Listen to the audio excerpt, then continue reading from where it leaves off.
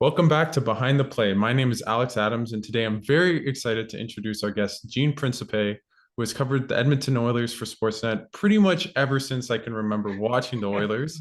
And when I think of the Oilers, honestly, Gene, I think of your voice. So thank you so much for coming on, and how's it going? Alex, thank you. I should ask, how old are you? I'm 24, so Yeah, pretty. well, you know what? You're bang on because I started doing this in '98, Yeah, so that's yeah. pretty much covered your lifetime. I'm not sure how that makes me feel, but that is a fact. Yeah, and maybe can we just start in how you started in the industry? When did you first think you might want to kind of pursue a career in sports journalism? For me, and I think this happens with lots of people, is you just love sports. I love playing sports, soccer player, hockey player, basketball, volleyball. And then, touch the sports you would play with your friends right outside, street hockey, football, pick a sport, any sport. I would say I was kind of like average at most, maybe, even the professionals. Sometimes you have an above average game. Sometimes you have a below average game, but soccer was the one sport I thought Yeah. I might have some kind of future in. And so I was actually, uh, trying out for the under 16 Alberta team Oh wow. back. Oh, let's see. So it'd be like 1983, 82, 83. Okay. I was trying out for them and I was cut. And I thought, well, I think my dream of wearing the Italy jersey for the World Cup was shot. So I thought, well, what would I like to do? And I thought, well, geez, if I can't be a pro athlete, it'd be fun to cover pro athletes. I already had a love for sports, and I also loved watching sports casters. It Okay. wasn't just watching the sport. Sometimes funny. My wife, we watch a lot of Bundesliga with Bayern and Serie A soccer, and a lot of times she say, "Oh, I didn't even really hear what they said," because she's so focused on watching the match.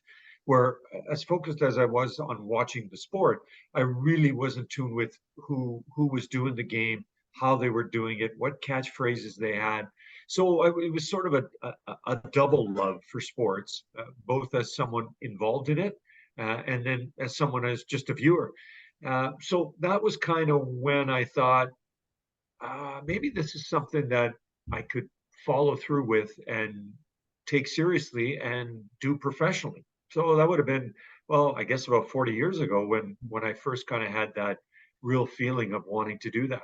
Now, I just wanted to go off. You said that you like to look at the broadcasters and how they perform. I know you've mentioned Ron McLean, but what kind of Yeah. people have you really looked up to at that time in your life as broadcasters? Well, certainly, yeah, Ron was somebody, it's funny when you watch somebody on TV, you kind of automatically just think they're way older than me. And, Ron and I are maybe 5, 6 years apart, which, Oh, it's not, wow. yeah, it's not that much, right? But to think back in the day when let's say I'm 22, Ron didn't seem to be 28 or 29 or 27. He seemed to be 38 or 39 or 42, like quite a bit older, just because I think it's a position where you just assume maybe that people are older. And also, I think it's just when you're 22 years old, everybody looks old to you, right? That's just kind of the way it is. But when I was growing up, I really enjoyed watching Howard Cosell, Yeah. who was unbelievable, a lawyer turned broadcaster who had a set of words that he would use and he had this cadence with his voice. And I remember as a kid on Monday Night Football, I would watch the halftime show where he would do kind of a wrap up of the weekend. Back then you were lucky to watch a couple of games. You Yeah. certainly didn't have access to what we have today. And then it was kind of bedtime. By then it was about 9 p.m. local time in Edmonton, and then it was time to go to bed. I also really liked a couple of guys who Don Cricky, who did a lot of NFL, and I liked Dick Enberg, who did NFL. He did baseball. Bob Costas.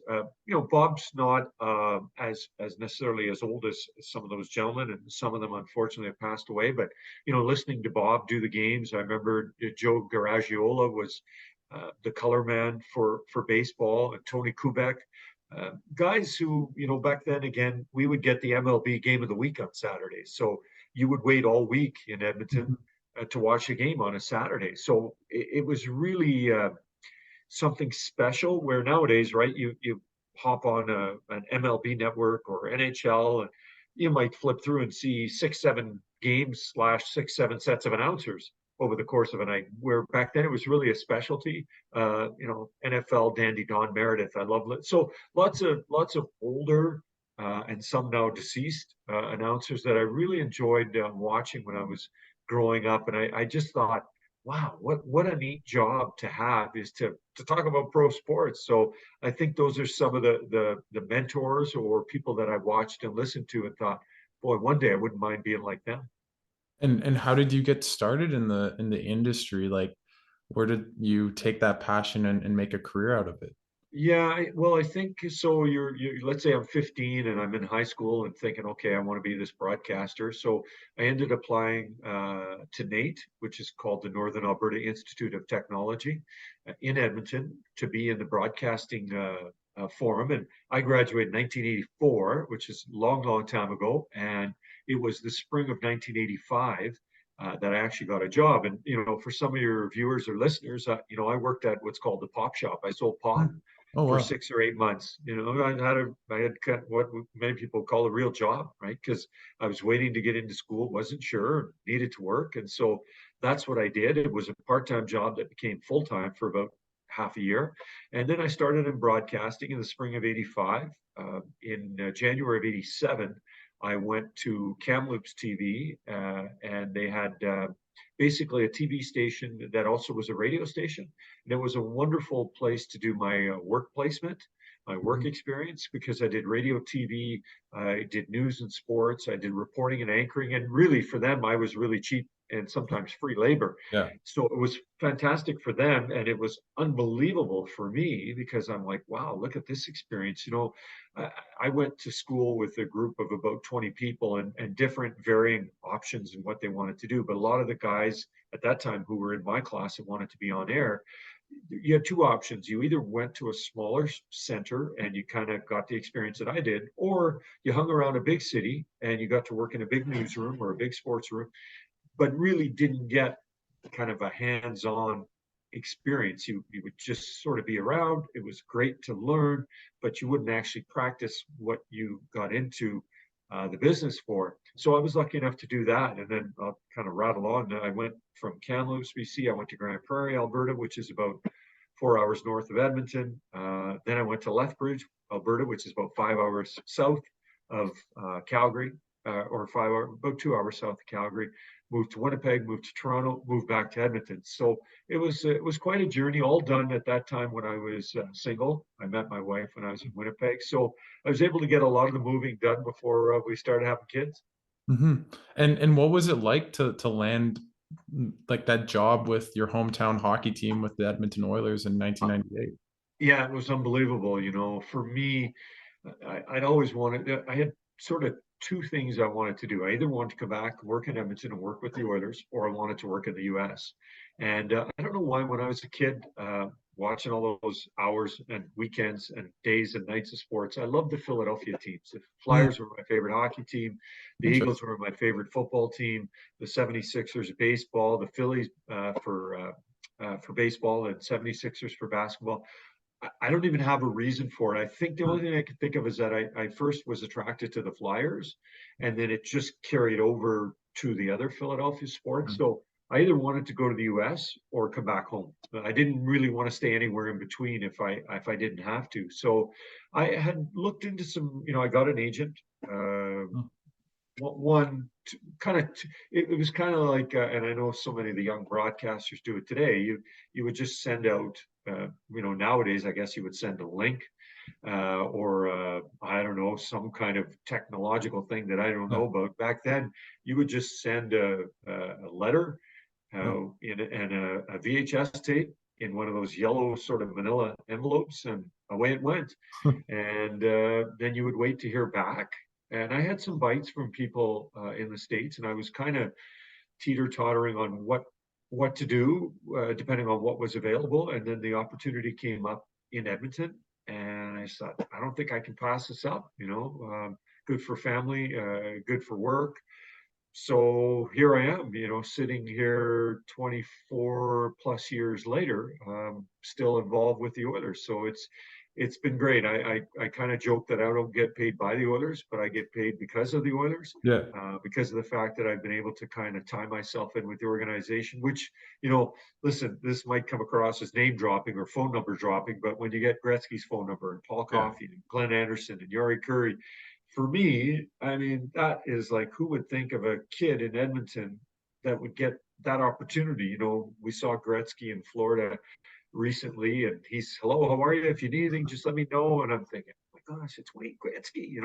So that's been unbelievable for me, a real special treat for an Edmontonian to work in Edmonton and cover the Oilers. And what do you think you bring to the broadcast as I know you mentioned you're a Flyers fan, but also I guess now probably a Oilers fan Yeah. to the broadcast? Well, I guess my first reaction is stupidity. Um, I think maybe a better word would be entertainment, Yeah. levity, interest, a few laughs.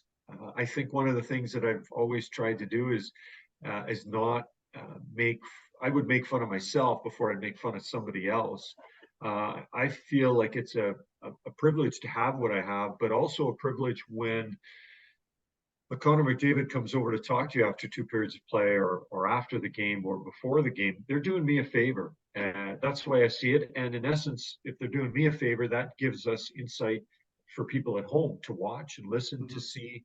So the last thing I want to do is upset players who my approach is when we're done, I hope that when they leave, they don't have to say anything, but that they're thinking, oh, if that guy asks again for an interview, I'll do it, Yeah. as opposed to going, "Oh, I'm not going back to see that guy ever again." I mean, he was brutal, right? Mhm. Questions were not right, or he wasn't very fair, or whatever he or she might think. So for me, I just like to have some fun, and it kind of started after the Oilers. You would have just been a kid in '06 when the Oilers Yeah. made it to the Cup final, and the city was just on fire with excitement. And then the next year they had a really bad year, and I was kind of like, sports is to me is fun. So when someone's had a good day at work, a bad day, a terrible day at work, they come home, have a bite to eat, maybe have something to drink, and they flip on the TV. The last thing they want to hear is more bad news, or the Oilers aren't doing this, or the power play can't do this, or they've lost X amount in a row. So I really decided to take a positive approach. Okay, what can I find that's something that we can make into something that people go, oh, I didn't know that player had points in four straight games, or that the Oilers have scored the first goal in five straight. Just something Yeah. good that because to me, I'm kind of like the first impression every game. I'm Yeah. the first guy generally that they see. And I don't want to come off going, oh, they've lost 10 in a row and the save percentage is below 900 or whatever the numbers Yeah. are. And Alex, Yeah. whether you're in Ottawa, Edmonton, Calgary, Winnipeg, Vancouver, pick a Canadian city for sure, and they know exactly what's going on with their NHL team. In fact, they might know more than I do. You're not gonna fool them. You're not gonna hide things from them. It's just determining what you want to put an accent on. And my determination was I was going to do something positive, something light, and hopefully something funny. What I think when I always think of watching you on TV, you're so known for your one-liners, and Yeah, I think of pasta over the puck, yeah.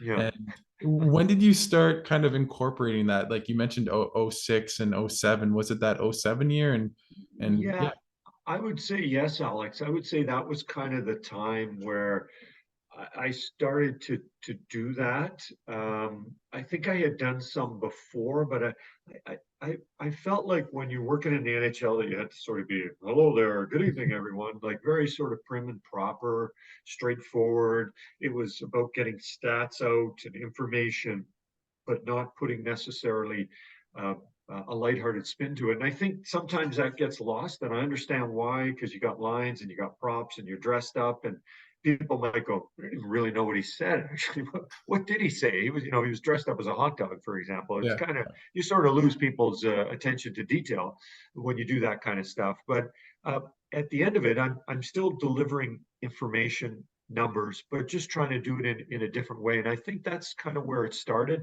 And maybe I should have said this earlier, but I really give credit to the producers and the crew that I've worked with on the hockey games and Sportsnet. The easy thing for them would have been, hey, listen, maybe this is something that could work, but you just, just straight and narrow. Let's just keep it going in the same direction as other people, and let's not worry about being funny or wearing costumes or using props. And I would have been all right. Like, I get that it was safer to do it that way, but they've really given me a wonderful opportunity to use creativity. Now, it doesn't always come across, it doesn't always work. I feel like in many ways, I'm not a stand-up comic, but you have your routine. Mhm. Sometimes the routine works, and sometimes, it doesn't. And I understand that. I Nowadays it's funny with social media because you'll do whatever you do, and then right away people are going, "Oh, that was good," or "Oh, that was terrible. That guy should be off TV," or however they're responding.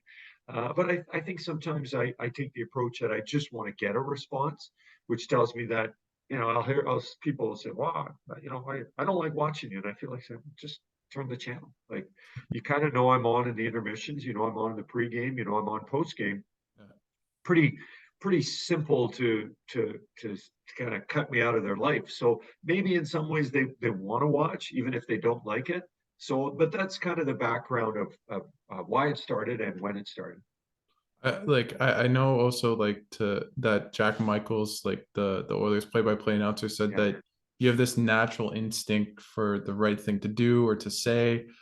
And you've mentioned how you approach your players. Sorry, interviewing players. I guess what other techniques do you use to be such an effective interviewer and broadcaster? As you mentioned, levity and bringing fun, but what else?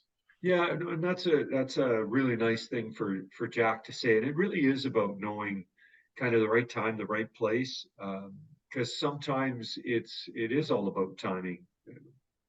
You may have something that if you said it an hour later or a day later would be just fine, but maybe if you say it at that time, it isn't. I think one of the things I found with athletes, to be honest with you, Alex, you don't need to kind of pinpoint their mistakes. They're generally the first one to come out and say that they've made a mistake.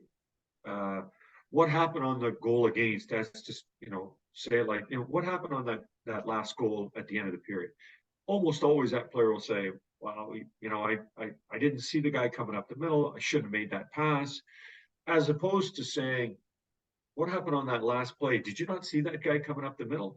To me, it's not like harsh, but it's just a little more edgy, instead of basically kind of handing it over to him and going, okay, here's the question. Now I'm going to give it to you. And honestly, almost all the time, that player will fess up and be honest to describe the play, because you often hear it, Alex. These athletes, they are their own worst critics. Nobody can criticize them as much as they do themselves. So when it comes to being honest, a lot of them are just like that. They will explain exactly what happened for you without you seemingly kind of being not rude, but oh wow, that seems like a really hard question to ask, when normally you don't have to ask the question and you'll get the same answer or a better answer. And I guess my last question on that point is, did that understanding of the moment or time and place, did that develop over time for you, or was that pretty? Yeah, Yeah. for sure, Alex. And I've made mistakes, that I've asked questions, and then someone's come up to me and said, the way you asked that question, and when I replayed it in my mind, I thought, yeah, I could see someone looking at it a different way. And so that was experience, making mistakes, learning along the way. Sometimes no one needed to point it out to you. You just kind of knew. Listen, there have been times I've asked a question as I'm finishing it, going, man, I wish I could take that back.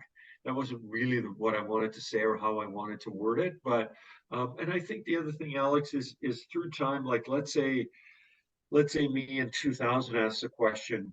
You're new, people don't really know you. Who knows what kind of response you're going to get? But me in 2022, 22 years after that, I think you get a little more leeway. People know that even if a question comes across that makes them a little bit uncomfortable, they generally know that that isn't the point or the intention.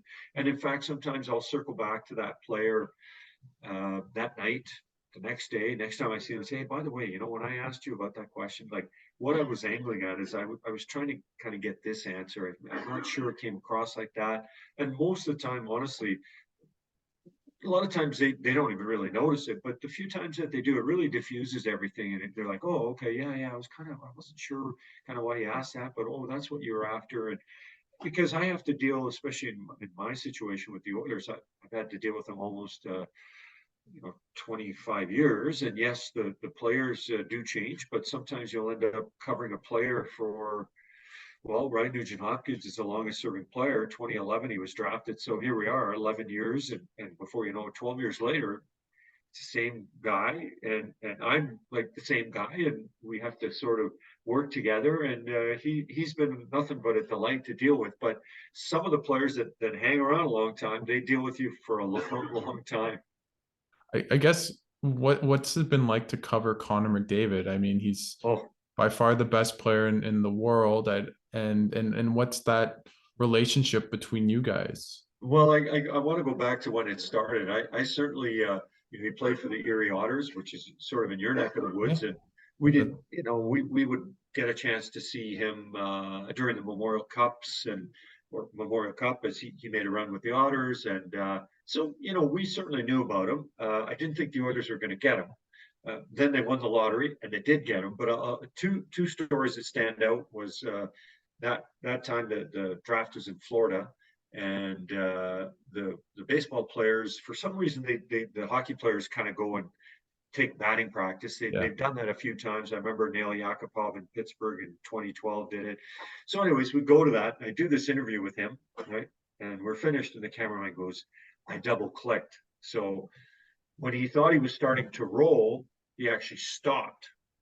So we didn't get the interview, and I'm like, "Are you kidding me?" Like, oh my gosh, it's Connor McDavid. So I went back and said, "Listen, Connor, blah blah blah blah blah." He's like, "Okay, let's do it again." So he was very nice. And then later that day, and at this point, I don't think he really knows who I am. He might go, "This guy looks kind of familiar." Maybe not. I'm not sure. We're in line at the hotel, and there's sort of two lines, but one service agent. So because one had left, and then we're at the front of each line, and the service agent goes, "Who's next?" So I'm thinking, well, I'm not going to jump in front of McDavid. Like, I can't do that. So I go, well, no, you go. And he's like, no, no, no, you go. And I go, no, no, no, you go first. You were here first. No, no, you were here first. I'm thinking, okay, someone better go. I go, well, I'm not going to be first overall. You go. And he goes, no, you should go because I just think that it's your turn. So finally, I said, you know what? Thanks, Connor. I really appreciate that. And I'll go first, kind of age before beauty type approach. So those are a couple of my literally within probably 12 hours of meeting him. Those are the two instances I've had. And he's a really nice young man. I've seen him grow from a teenager into a guy who in January will turn 26. So that's a big chunk of his life, an important chunk of his life. And yeah, I've had nothing but good dealings with him, to be honest with you. And I found this season he's really I feel like he maybe because the team went as far as they did to the Western Conference Final. There's a lot of pressure on him, and I know he does such amazing things that people maybe forget that there's a whole team, a whole organization, a whole league that he carries in some way, shape, or form. So I found this year he seems maybe more relaxed, and I believe Alex that's just part of growing up. Yeah. It's he could be an accountant, a lawyer, school teacher. From 18 to almost 26, that's a big chunk of your sort of development as a person. So I've always really enjoyed being around him. I had a chance to get to know his family. They're really nice people. So you can see where it's funny. His dad's a little more serious. Brian, really nice guy, but a little more hockey. And then his mom is a little more Connor, just sort of bubbly and outgoing. And I always found it interesting when I would see them after games, and he'd go see his mom first, which I totally get, and she'd have a smile on her face. And don't get me wrong, it doesn't mean that if they didn't win that she's happy, but Yeah. it's just her being a mom. But then he would kind of go over and have the hockey time with his dad, and I just thought, what a great back and forth between his parents that I met years ago, and it really brought him up in a for a guy who had all this ahead of him. I think they did a wonderful job of keeping him grounded. He is not one of those guys. It just seems excessive in just the way he is and what he has and what he does. So it's been nice to see that he's grown up and become the captain at a young age and really developed. I think a real heck of a hockey player. In Mhm. my mind, the best in the league, but a real nice young man. And before we talk about the Oilers this year, I just want to transition a little bit to like a more serious topic in terms of Hockey Canada. And I think I've thought about this a lot lately, and I've asked others who have come on the show, and what for you, Gene, what is the role of sports journalists in kind of matters of abuse, such as the Hockey Canada story, Cal Beach, Akeem Aliu, and does there need to be more an onus on sports journalists to delve into these stories and not just focus on the on field or on ice stories? Great question, Alex. I don't know if I have an answer for you. I think just like on teams, different people have different roles, and different people carry different weight. Whether depends on readers or followers or airtime. I don't know what to say on that because when I first started, sports guys didn't cover news. You Yeah. just covered sports. Even if there was like a sports happening that crossed over with news, they would send news people to cover it. So it's a difficult one, and it's a very I don't want to say awkward topic, but very sensitive and very important. So I think one of the things guys like me get into is I'm not exactly sure what I can and can't say. Uh, that's part of it when it's initially occurring. And then it's what do you want to say and what do we know and how much is opinion, how much is what you believe. It's really a difficult topic. And I know, like, I was supposed to actually fly out to Ottawa. I can't remember. It was kind of when the hearings started Yeah. with Hockey Canada, and I was not looking forward to it, to be honest with you. I like light. I like happy. That doesn't describe what happened. So, but I was ready kind of for the challenge of covering that. It turned out the assignment got changed, and I was a little bit relieved just because it's serious stuff. You can't make a joke about it like Yeah. we can about many of the things that I do. So um, I don't. I know some journalists. It's like anything. We all have our roles, and I think some journalists want to cover that, can cover that, do cover it, and then there's some that just haven't really had the opportunity to do it, and maybe don't want that as well. So, but I certainly don't think that you can.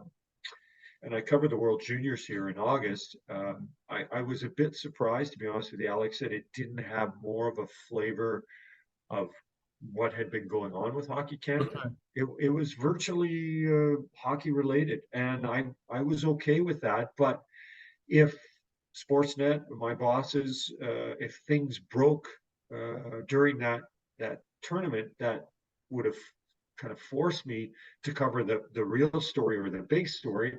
I would have had to have done it. So and just to for a bit of a background, I covered the Humboldt bus crash. Okay. So different, Yeah. but traumatic, life changing, life altering, life ending for so many kids, so many families, and that is hard news and serious stuff. So different, Mhm. but that was a real challenge for me in my broadcasting life. In fact, real quick, it was the bus crash happened on my daughter's birthday. We were out Oh, and then with social media, it started to grow. And the next night, which was Saturday night, was actually the Sedin's last night, their retirement.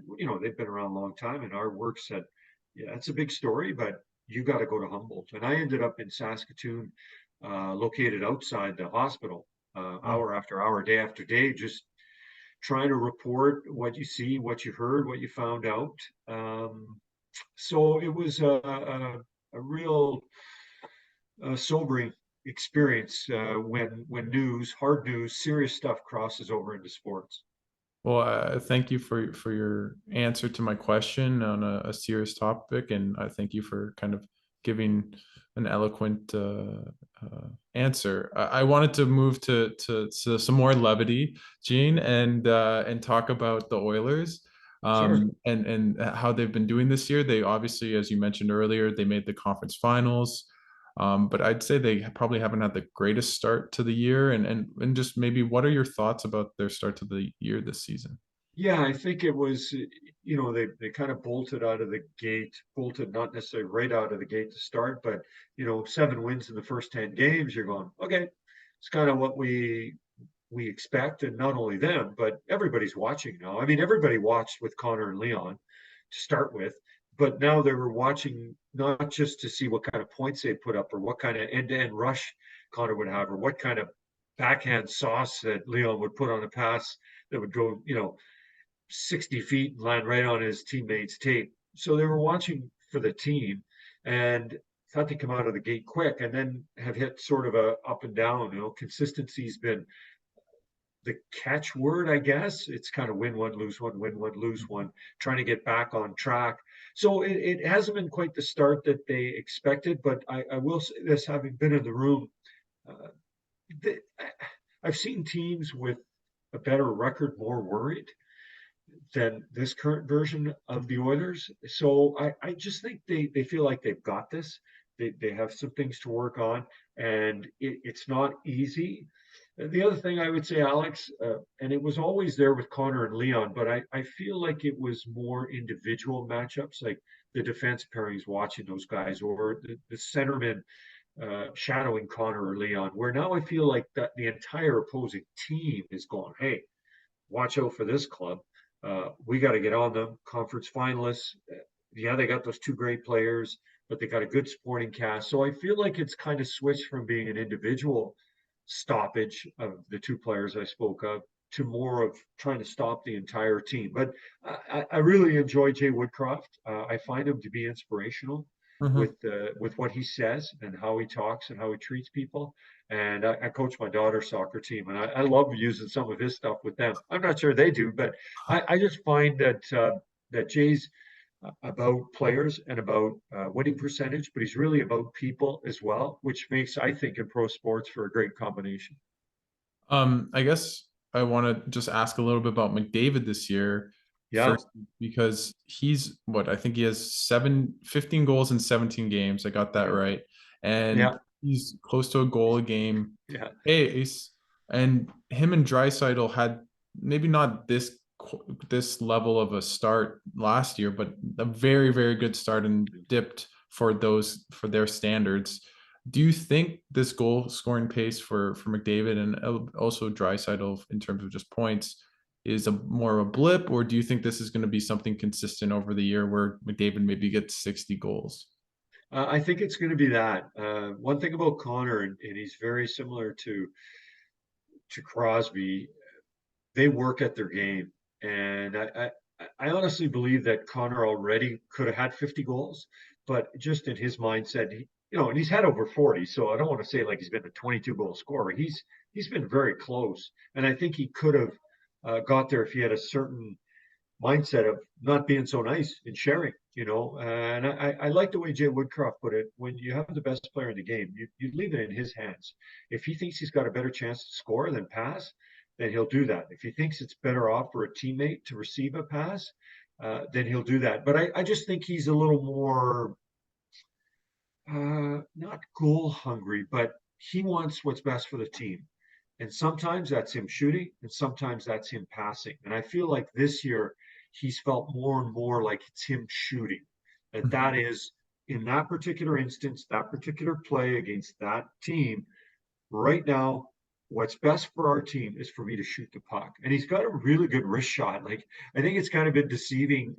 Leon's got a great one timer, And so he sort of gets talked about his shot, and rightfully so. But Connor's really worked on his shot as well. I know the guys used to joke that he had like a muffin, but he can, when he's coming down the ice and he's got sort of that defensive in front of him, he can really rip that wrist shot. So I think he's going to hit between 50 and 60 goals, and I think he's going to be in that 135, 145 point Yeah. area. I just, I would say this, Alex, and I've been watching him since he was a rookie, which is 2015. And I'm not saying at that stage I thought he could do what he's doing now, but he does great stuff like at every level and every year. So he didn't, even though he broke his collarbone and missed 37 games, he was unbelievable in the games that he played. And then you could see him just grow and grow. And this year, I got to admit, I kind of, after last year, you're like, how much better can this guy get? How many more points can he put up? Well, he can get better and he can put up more points. So, but what's interesting is those two guys, they could care less about, they've won trophies and they get honored, and they get back, pats for all this and all stars. And, these guys are going to do this for X amount of years, but they really want to win. And I love that in them, because I think sometimes it's something that's said, but not really necessarily done. But in the case of Connor and Leon, for sure it's done.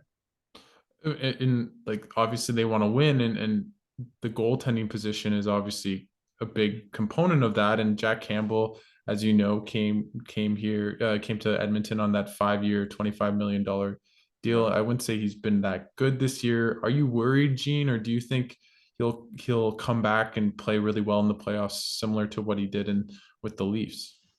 Yeah, I think that the nice thing is that Jack's had time to work on his game when things haven't gone well for him. And I mean, I felt bad for him the Saturday afternoon game against Dallas when he said, "Oh, I'm pathetic." I thought, "Oh, you got to be in a low frame of mind at that moment to say that about yourself." Um, I felt bad for him. I really did. But he strikes me as a young man, and he really wants to the organization goes out like they did for him and for them, and spends that kind of money on him, and he wants to produce. So and I think that he will. I'm not worried about him, even though I know that he can obviously be a sensitive guy regarding how he feels, how he wants to help his teammates. But I don't have any doubts that he's going to be he's going to be just fine. And that it's nice that they have Stuart Skinner, a young up and coming goalie who's been able to kind of take the pressure off and let Jack, work on his game if he needs to, and just get himself ready to return to net as they get set for a trip to New York.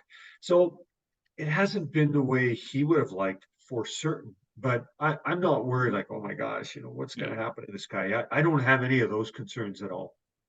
And I wanted to move a little bit to the forward depth, and they have players like Puyarvi, Yamamoto, Holloway, all these former first round picks who probably this year haven't done as well as people might think.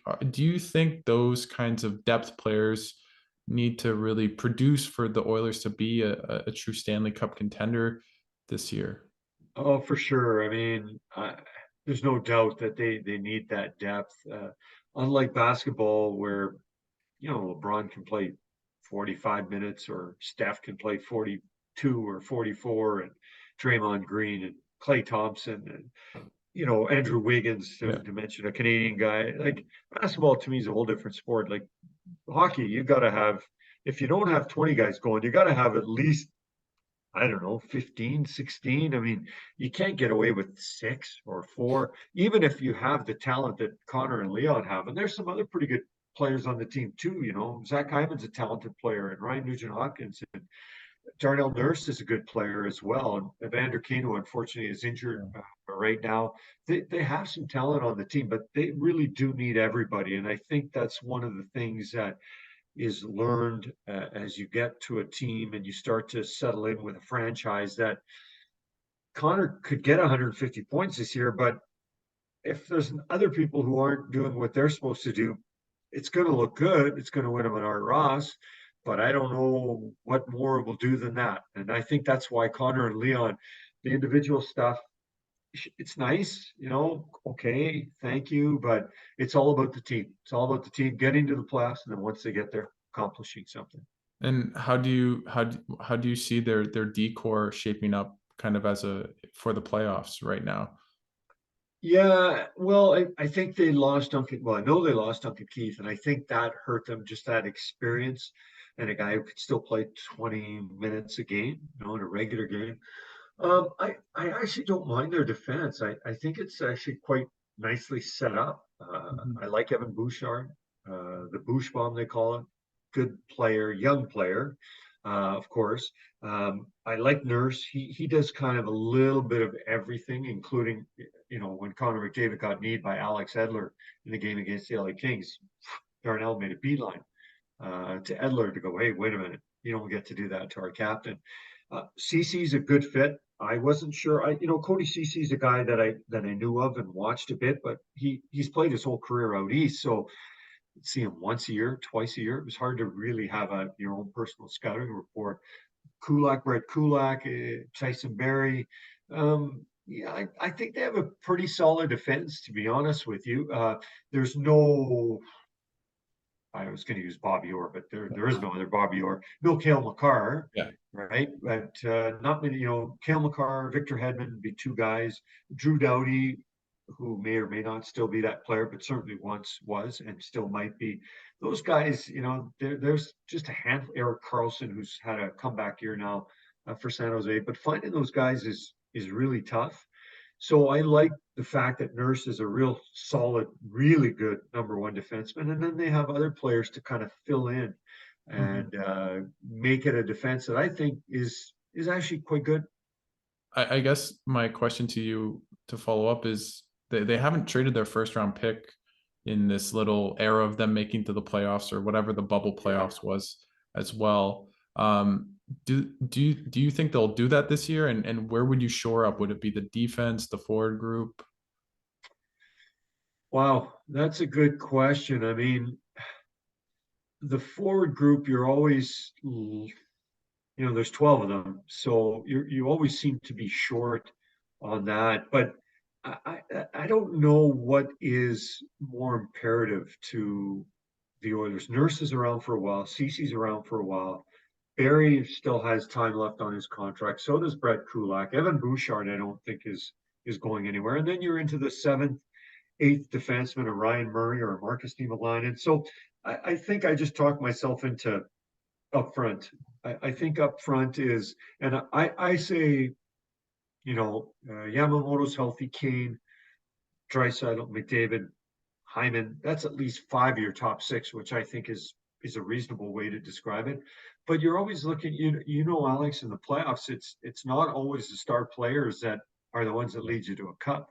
And a lot of times you get this role player, you're like, wow, what a run this guy's on. And certainly we saw that in 06 with Fernando Pisani. Mhm. 14 goals, 5 assists. I mean, unbelievable what he was able. And because they played seven, they played five against Anaheim, six against San Jose, 6, 6, 5, and 12, 19, 24 games. Yeah. They had 14 goals in the playoffs, where it's 2, 3, 4, 5 more difficult times to score. So you never know who's going to come up. But I think the Oilers have a good team. The Oilers have a good team, and I guess Ken Holland would be the guy, along with his staff, to figure out, okay, what do we have to tinker with to be just that much better or that much better, whatever it is we think we need to eventually get to the Cup final and win it. And I guess for you, Gene, are they a cup contender as currently constructed? I believe that they are. I believe that they do have to, do some tinkering with what they have.